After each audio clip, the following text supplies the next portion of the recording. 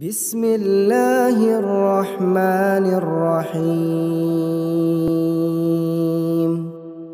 والتين والزيتون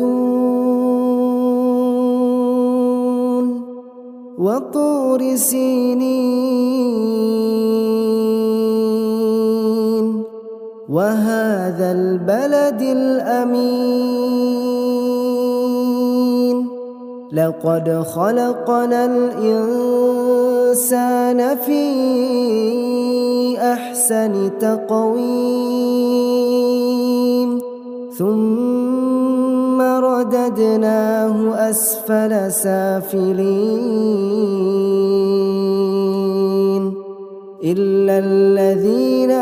آمنوا وعملوا الصالحات فلهم أجر غير ممنون فما يكذبك بعد بالدين أليس الله بأحكم الحاكمين.